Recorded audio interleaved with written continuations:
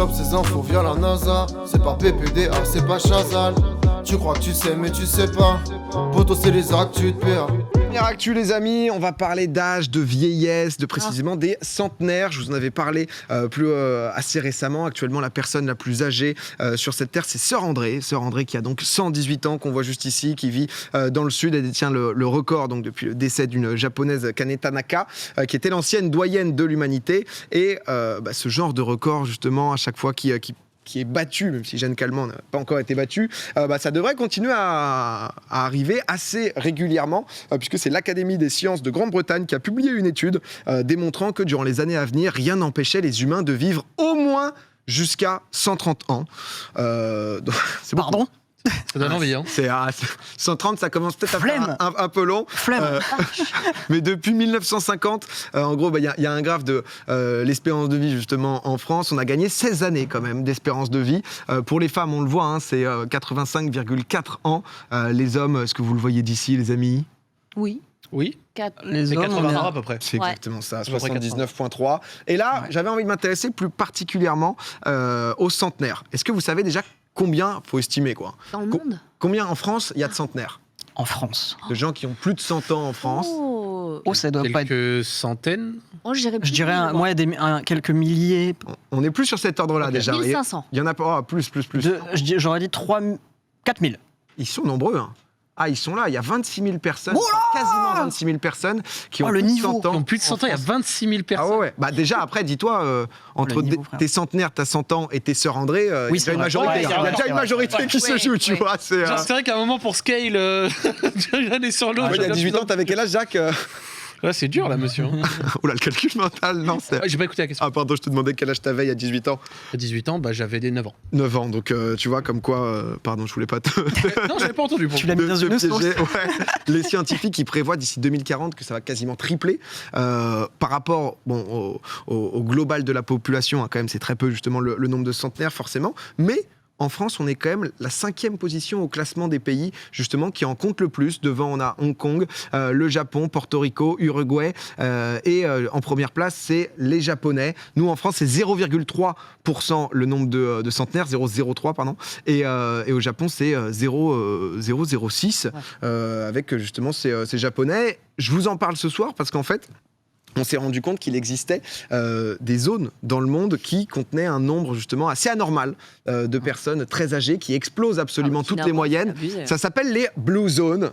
Les zones bleues pour les Français qui n'ont pas la chance d'être bilingues. Et en fait, donc, du coup, elles sont au nombre de 5. Donc, comme vous pouvez voir, Loma Linda, donc ça c'est en Californie, Nicoya au Costa Rica, Ikari en Grèce, Okinawa au Japon et en Sardaigne aussi, au sud de l'Italie, justement dans la région donc, de Barbagia. En Sardaigne, il y a 1 habitant sur 5 qui a plus de 90 ans.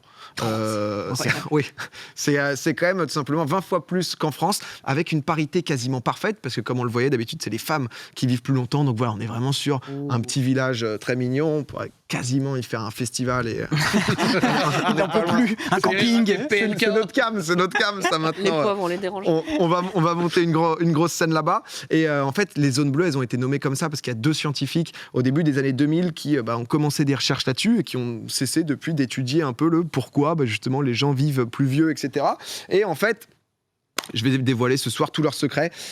C'est assez dingue, c'est assez fou, c'est assez maboule. Ils ont pris un profil type de justement des gens de ces centenaires-là et en fonction des zones géographiques, etc., ils ont essayé de se dire, ok, mais qu'est-ce qui, au final, raccorde tous ces gens. Qu'est-ce qui est un peu le dénominateur commun. Moi, j'ai vu déjà, ils étaient tous à peu près sur une même ligne sur le planisphère. Je sais pas si ça a Près de l'équateur. Près de l'équateur, ils étaient tous alignés. Et au sud de leur pays. Je sais pas pour Okinawa, mais c'était des endroits au soleil, à minima. Ah Okinawa, c'est une île paradisiaque. D'accord. Ce que je vais vous dévoiler est pas si ouf que ça. Voilà, sans grosse surprise, en fait, ce sont des gens juste qui mangent énormément de légumes, pas de bouffe transformée, les régimes quasiment végétariens, beaucoup de graines, de céréales, pas de cigarettes et activité physique régulière. Ils se sont rendus compte avec, après, Okinawa, tu vois, typiquement, ils ont tendance à bouffer du curcuma, tu vois, donc c'est en fonction aussi des régions, mais c'est peut-être pas spécialement le curcuma qui fait toute la diff. Non, mais ça crée des régimes. On parle du régime Okinawa. C'est vraiment un mode de vie. Quoi. Sans vouloir poser un piège, il y a quoi dans engagement social ? C'est-à-dire Par exemple, là, c'était écrit engagement Ouais, c'est social vrai. dans point commun, c'est quoi? C'est-à-dire un peu proche de sa famille, Cœur du proche business. justement. D'accord, moi j'ai cru genre militer une cause, j'étais là. Les manifs, c'est plus Non, c'est de pas années des personnes d'expérience de âgées. vie. Je me suis dit, quoi. je comprends pourquoi il y a 26 000. Ça dépend dans quel pays. Mais non, mais en gros, il y a 2 explications justement un peu majeures. C'est que c'est souvent, comme vous voyez, des zones qui peuvent être un peu reculées aussi. Donc loin potentiellement du gros stress, des villes. Justement, ça peut vivre aussi en petite communauté. À part Loma Linda, donc qui était en Californie, c'est des zones où dans l'ensemble, c'est des bassins de population assez pauvres qui ont vécu donc avec assez peu et donc pas forcément dans un gros excès et de l'abus qui peut derrière forcément engendrer un mauvais rythme de vie, mauvaise hygiène de vie. Et alors, une petite dinguerie quand même, parce que certaines études ont même montré justement, parce que c'est parfois des tout petits villages, etc., que dans de très rares cas, il existe un lien entre consanguinité et longévité. Même si les effets négatifs de la consanguinité prennent largement le dessus. Mais qu'est-ce que tu nous dis Je préfère vous le dire, on n'est pas là pour Non, mais dire... ça va pas, non Baiser tous vos sœurs, pardon. Ce n'est pas ça du tout. L'Islande pourrait prétendre s'ils n'avaient pas leur Non. appli de non. Non, mais en fait, il y a un gène qui de longévité, en fait, se reproduit au fur et à mesure des générations. Mais voilà, c'est dans de très Mais tu vas rares changer cas. la méta, là. Non, mais c'est... En fait, il y a certains endroits très très reculés où malheureusement, Ok. j'en parlais avec Nicolas Mathieu qui est parti sur l'île de Robinson Crusoe, donc c'est vraiment, tu prends l'Amérique du Sud, tu vas tout à gauche, c'est au milieu de rien du tout, si tu veux, tu peux quasiment pas y aller. Les gens qui vivent à 500 depuis des millénaires, au bout d'un moment, si tu veux, c'est à peu près tous cousins, quoi. Tu vois, donc, après, est-ce qu'ils vivent beaucoup plus? Ça, c'est un autre cas. Mais en tout cas, les études ont prouvé que ça pouvait exister. Le souci, justement, de tout ça, c'est que c'est un peu devenu maintenant un truc touristique de se dire, putain, mais qu'est-ce qui se passe? La fontaine de Jouvence, là-bas, en fait, l'immortalité. Il y a carrément Japan Airlines, du coup, qui en a fait une petite pub d'Okinawa, justement. Je savais pas que c'était une île paradisiaque aussi, mais voilà, quel est le secret de la longévité des habitants d'Okinawa, les gens qui vivent le plus longtemps du monde. Donc, il y a des gens derrière qui sont forcément un peu curieux de tout ce qui peut se passer. Mais dans l'ensemble, voilà, il n'y a pas un énorme secret. C'est juste des gens qui ont un rythme, une hygiène de vie, saine, assez basique. Et voilà, dans les plaisirs du quotidien de juste vivre, travailler, se reposer, profiter des siens, quoi. On a envie de vivre jusqu'à 130 piges ici? C'est la question que j'allais vous poser. Ça vous fait envie? Alors, moi, personnellement, là, comme ça, non. De toute façon, je mange pas de légumes. Donc, je crèverai à 80 comme les autres. Non, je pense que déjà, on a déjà atteint un petit peu de notre capital ici. Non, ça me fait pas spécialement envie de vivre super longtemps. Après, même si c'est des personnes qui doivent avoir quand même des capacités un minimum correctes, vu qu'elles ont un rythme de vie, je pense qu'elles marchent, elles sont en ok. forme. Hein. Mais après, c'est peut-être une image. Moi, j'ai vraiment une image que passer 80-90, tu fais déjà plus grand-chose. Tu commences à plus être dans le plaisir de vivre et t'es un peu dans l'attente, quoi. Voilà, et je me dis, passer 20 ans, 25 ans, Presque à devoir être peut-être aidé, à pas pouvoir trop marcher. Parce que du coup, à terme, on va décaler cette période, tu sais, cette période où tu parles un peu de la vie sociale, de tes capacités physiques. Est-ce qu'on la décale avec l'espérance de vie? Et du coup, est-ce que tu vois, il y a un moment, est-ce qu'il y a un moment, si on va tous à 130, à 100, on sera tout à fait dispo, partir en vacances et la retraite à 105. Voilà, on fait un five. C'est les nouveaux débats, quoi. Il y a Jean Castex qui est sur le live, là, attends, 100 ans. Mais c'est sûr que si tu passes 20 ans à l'iter ou à rien pouvoir faire, la réponse... Mais en fait, ils sont en surtout, forme. désolé. En fait, c'est surtout ça, je crois, qui me fait peur. Ouais. En fait, dans le fond. Ouais. C'est de passer 20 ans à l'iter. Rester en vie pour rester en vie. Non, T'en penses quoi, toi? on sera peut-être tous dans le métaverse. Ah ouais. T'aurais envie de vivre jusqu'à... Non, en fait, c'est un peu hardcore, mais sœur André, justement, donc, qui est la personne la plus vieille du monde, qui en plus une religieuse, en fait, elle disait, en fait, j'ai l'impression que Dieu m'a oublié, quoi. Et donc, du coup, c'est triste. tu vois, c'est un peu ce moment-là où ça peut être un peu compliqué. Après, c'est à voir, hein, comme on dit, tu vois, si dans 30 ans, entre guillemets. Mais c'est vrai quoi, on a une image de... C'est vrai que tu vois beaucoup de gens partir aussi, du coup. Ouais. Tu vois beaucoup de générations. J'allais te dire, je vais dire un truc qui va casser l'ambiance, mais moi je me dis, si je vis jusqu'à 130 ans, c'est autant de chances qui se multiplient sur la fin de voir mon enfant peut-être partir avant moi. Horrible, l'ambiance est dégueulasse, je suis désolée. Non, mais ça fait partie des questions. C'est quelque chose qui, tu te dis, ne devrait pas arriver. Tu sais que dans un autre délire, et pas exactement pareil avec l'âge, moi j'avais cherché la dernière fois, genre combien il y a eu de personnes sur Terre depuis au total. le début. C'est intéressant. 100 milliards. À peu près de personnes, donc c'est des estimations, ont vécu sur Terre. Et me dire qu'il y a eu 100 milliards de personnes qui ont vécu 100 milliards de vies différentes. Bon, après, certains sont morts jeunes, tu vois, mais 100 milliards de vies différentes avec des espérances, des âges, des époques, des parcours, des rêves, Zach. Des objectifs.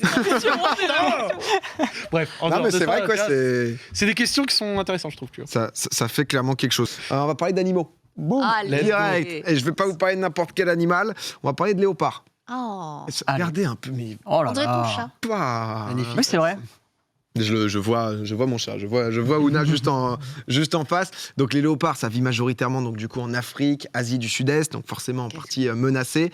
Environ 58 km/h de vitesse de pointe, 1,60 m de long, une trentaine de kilos. Oh, qu'est-ce que c'est beau quand même. Les yeux. Et forcément, quand on pense à ce genre d'animal, on se dit la vie compatible avec les humains, ça ne fait pas de fou, quoi. Tu vois, il y a pas...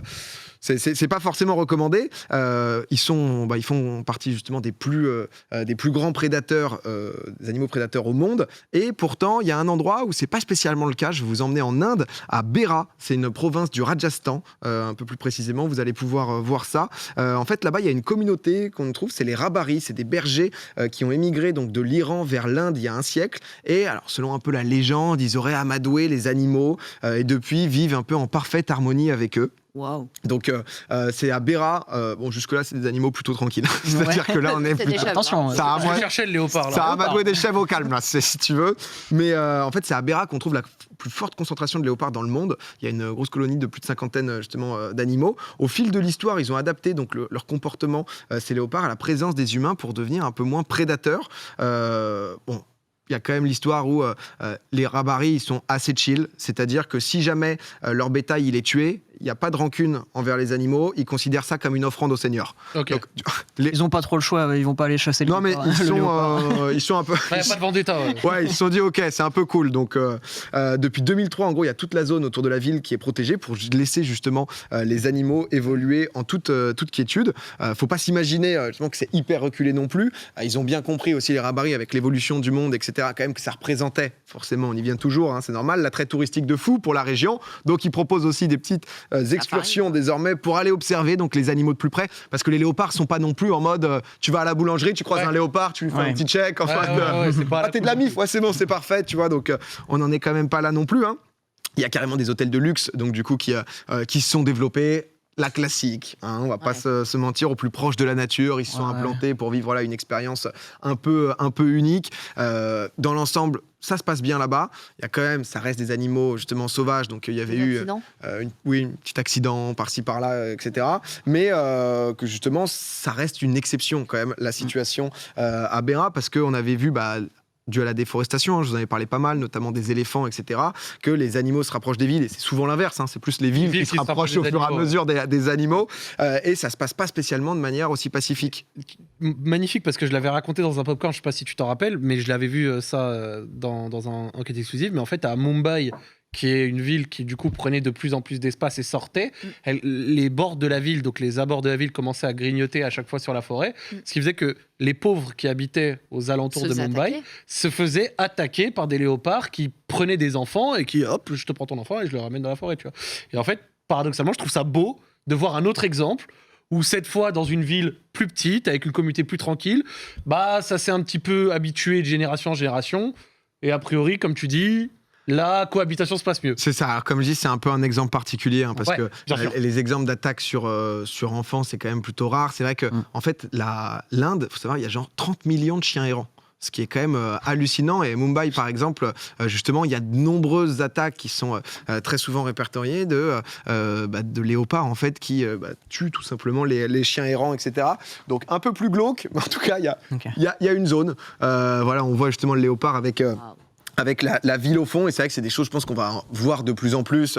Alors les singes aussi, en Chine, j'en avais pas mal parlé, et c'est vrai que c'est aussi les attaques de gangs de singes, c'est aussi quelque chose. Mais c'est vrai que je m'étais un peu intéressé là, donc du coup à Berar et la situation donc du coup des Rabaris, où c'est vrai que c'est assez un peu hors norme. Le truc du tourisme là, les hôtels et tout qui ont été fait autour, ça me rappelle un peu Tiger King. C'est quoi sur Netflix. C'est la série Netflix où il y a un mec un peu fou qui a pris des tigres. Il a pris des tigres, il a fait un espèce de parc où tout le monde peut venir caresser des bébés tigres et voir des gros tigres dans des cages. Complètement cinglé. Et c'est un malade mental, c'est un Américain qui adore les armes et tout, enfin c'est un personnage. Et il y a une meuf qui fait la même chose en face, sa concurrente, qui essaie de lui foutre des procès pour dire on fait pas ça avec les animaux, machin, mais elle fait la même chose. Enfin c'est un délire. Regarde Tiger King, c'est extraordinaire. Une guerre de voisins plus quoi. C'est une guerre de voisins avec des fauves au milieu. Des fauves tueurs, et genre c'est choquant, et du coup il pousse le tourisme des prédateurs à fond, tu vois. Ah ouais, non, c'est terrible. Genre la foule dérive, quoi. Tu vois. Ah ouais, je regardais, c'est super bien. Ouais. J'ai pas vu, putain, il y a des témoignages dans le chat. J'ai subi une attaque de gang de singes à Bali, 7 singes sur moi. Ah ouais, non, c'est... Oh la vache. Je m'étais fait racketter par des cochons sauvages en Corse. Mais dis-nous en plus. Oh là là, quelle histoire. C'est absolument débile, j'ai déjà raconté. On était dans notre belle petite Twingo Bordeaux en Corse, dans les petites routes, et on voit des cochons sauvages qui barrent la route. Alors, première erreur, on s'arrête au lieu de passer, on ouvre la voiture, deuxième erreur, et on ouvre le coffre, troisième erreur, pour faire une photo. Les abrutis, les touristes abrutis. Open bar. Et là, qu'est-ce qu'il y a dans le coffre? Évidemment, il y a les pique-niques. Et les cochons. Ah ouais. Odorat de fou furieux. Oh là là. Je crois qu'ils avaient carjacké la caisse. Ils ont carjacké la Twingo. La Twingo, elle a fait. Elle a limite touché le sol. Et donc, ils étaient une vingtaine. Et moi, je me suis éloigné parce que j'ai eu peur. Et là, une quinzaine de cochons sauvages qui commencent à tourner autour de moi. Ils ont fait une ronde autour de moi comme ça. Mais non. Et je ne pouvais plus sortir. Oh l'angoisse. Ils tournaient autour de moi pendant que les 3 autres allaient voler. Mais genre, ils te regardaient et tout comme dans les dessins animés de. Ils tournaient autour. Ils grognaient un peu. Et quand ils ont bouffé tous les pique-niques, ils sont partis. Ah ouais, c'était. C'est une dinguerie. Ah, il y avait une petite équipe sur toi pendant que les autres. Moi, ils me maintenaient parce qu'ils ont vu que j'allais pas me laisser faire. Ils t'ont isolé, plaqué au sol, là. C'est quelle taille? C'est des bêtes, c'est des cochons noirs, tu sais. Des cochons noirs complètement sauvages qui se baladent. Pas un troupeau. C'est pas un troupeau, quoi. C'est des sangliers, tu vois, presque. Tu vois, c'est des grosses bêtes. Tu peux rien faire. Surtout, j'avais 8 ans, mais tu peux rien faire, même en tant qu'adulte. Ah, t'étais tout jeune, ok, d'accord. J'ai cru que c'était récent. Oui, après, même en tant qu'adulte. Dans ta voiture, genre, limite, c'était il y a 6 mois. Non, je crois que même en tant qu'adulte, je serais pas allé. Ah oui, non, j'aurais attendu qu'ils partent. Non, mais quoi qu'il arrive, t'es pas en mode, mon gars, dommage, j'ai fait 6 ans de jiu-jitsu. Voilà, ce genre de bestiaux. C'est vrai que quand on a 20, tu sais pas spécialement comment réagir, quoi. Ah ouais, puis surtout que c'est la bouffe, ils sont pas en mode. Ils sont juste en mode, tiens, ça sent le portefeuille, quoi. Ouais, c'est ça, juste manger, là, ça a l'air d'être bon. Anecdote. Putain, mais bête d'anecdote.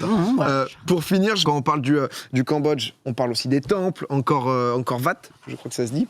Encore Wat. Ouais. Encore Wat, ouais. Donc du coup, voilà, temple absolument mythique. Il y a aussi des plages paradisiaques. Vraiment, le Cambodge, un beau pays. Moi, je vais vous parler un peu d'autre chose qui, justement, a fait pas mal polémique. Ah oui, là, c'est l'hôtel all inclusive, là. Ici, tu le sens d'entrée de jeu. Je vais vous parler d'une plante qui a une particularité. Peut-être qu'on peut le découvrir ensemble, en images. Voilà. Je vais vous parler de cette plante. On espère bien évidemment. J'adore. Qu'on ne va pas se faire ban de Twitch pour ça, puisque c'est une plante, c'est un végétal. Les plantes pénis, voilà, donc ils sont, en fait, qui ont commencé à faire un peu de bruit, parce que forcément, c'est rigolo, etc. Et en fait, il y a de plus en plus de gens qui sont venus les cueillir, justement, dans les champs, au Cambodge, etc., pour leur forme un peu atypique, tu vois. Donc de l'autre côté. Là, ça se voit moins. Comme ça. Ouais, de l'autre côté. Ça se voit moins. Oh là, on dirait Sucrine dans Pokémon. Non, franchement.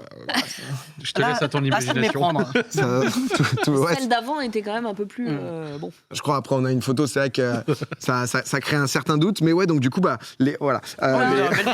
Non, mais du coup, les gens viennent de plus en plus les cueillir, etc. Et du coup, il y a carrément le ministère de l'Environnement cambodgien qui a déclaré sur Facebook qu'il fallait arrêter de faire ça parce qu'en fait, elles avaient un rôle tout simplement dans l'écosystème, puisqu'en fait, c'est des plantes carnivores, voilà, qui ont un nectar sucré. Donc ça, c'est la traduction. Et ça attire fatalement les insectes. Et donc, du coup, elles se nourrissent de ça. Et si jamais ça continue, elles pourraient être menacées de disparition si le phénomène continue. Mais voilà, avant de recevoir Evan Fournier, vous montrer des plantes pénis, pourquoi pas. C'est fabuleux. La nature est si belle. Ouais, tu vois, comme quoi. Je l'aurais peut-être pas cueilli, celle-là, quand même, parce que c'est quand même très bizarre. Quoi. Vous connaissiez Marie, elle se régale. Non, mais là, Marie est très heureuse. J'ai oublié Tokyo, j'ai oublié. Marie, elle part au Cambodge, là, direct. Elle va partir au Cambodge. J'annule Tokyo, je joue au Cambodge.